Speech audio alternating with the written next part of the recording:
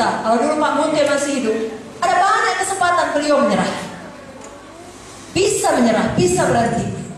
Terutama pada waktu peristiwa penembakan dan pemboman. Bahkan sebenarnya bukan menyerah artinya betul-betul keluar dari pelayanan, tidak. Tapi mengerjakan, seperti saya katakan tadi, bukan iman yang berani, jalan mudah, jalan pintas.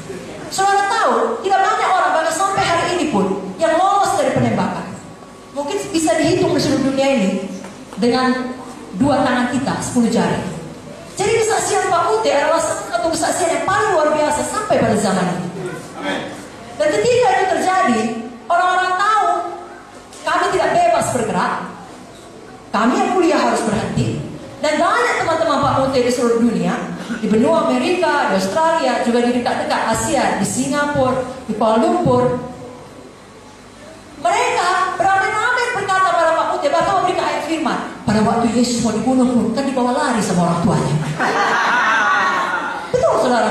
Karena begitulah hati mereka. Mereka sayang kepada beliau dan berkata, ayo ke Amerika, ceritakan kasihanmu, bangun pelayanan yang baru. Ayo ke Australia, kami berikan beasiswa kepada anak-anakmu, biarkan mereka sekolah di luar negeri.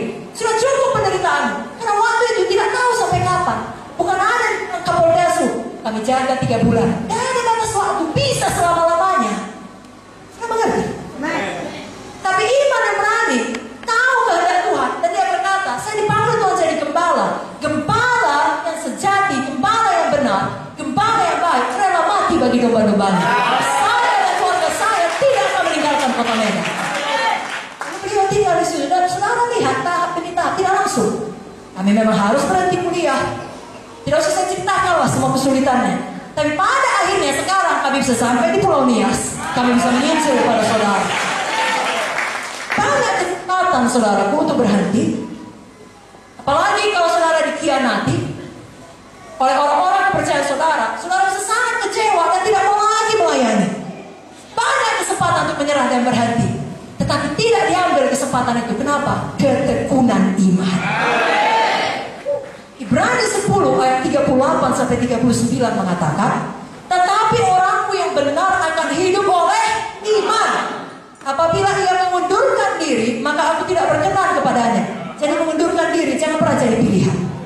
Itu sebabnya tidak usah sibuk minta doa. Doakanlah supaya saya setia. Saudara pilih untuk setia. Hadis berkata, Roh Kudus tolong saudara. Tidak perlu itu didoakan. Itu pilihan kita. Karena kita tahu kebenaran. Tuhan tidak berkenan kalau kita mengundurkan diri. Kalau Tuhan memanggil, Dia melengkapi, Dia memampukan. Satu-satunya alasan kita gagal karena kita yang memilih untuk menyerah. Jangan pilih itu saudara.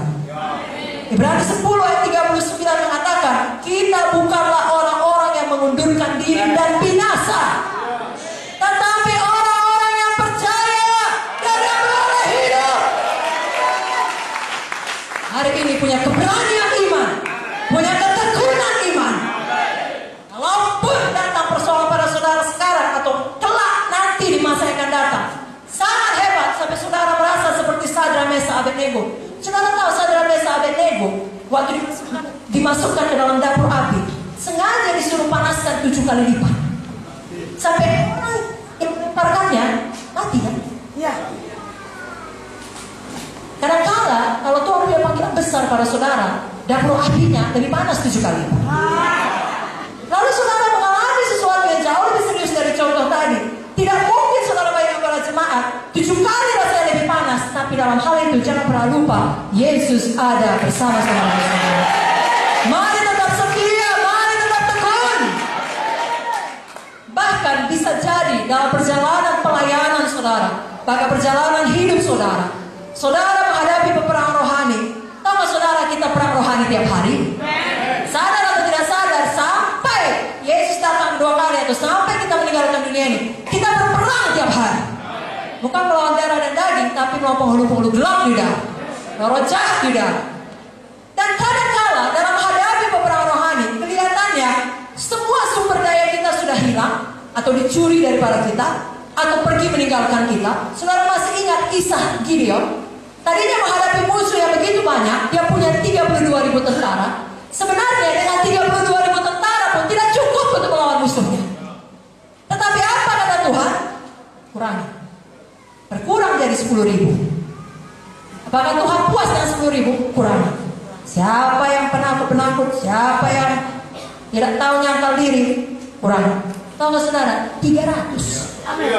Tapi 300 yang betul-betul seperti firman Tuhan tadi, dewasa rohani, dalam kasih, dalam kebenaran, punya keberanian iman, ketekunan iman. Maka dengan 300 sekalipun bisa menyelesaikan pekerjaan Tuhan. Bisa menghadap ranah. Saudara, saya tidak tahu apakah sidang saudara bagi hamba-hamba Tuhan di sini sedang mengalami ada yang keluar. Katakanlah worship leader saudara keluar, pemusik saudara keluar, PPK saudara keluar. Kalaupun suatu hari itu terjadi, yang notabene tentunya kita harapkan tidak. Tapi kalaupun hal-hal seperti itu terjadi, jangan memelankan laju panggilan saudara. Terus melaju. Dengan apa yang tersisa pada saudara, tidak usah panik, tidak usah mengeluhkan yang pergi, tidak usah menangis yang hilang, menyesalkan yang meninggalkan saudara di saat yang paling dibutuhkan. Saudara punya Yesus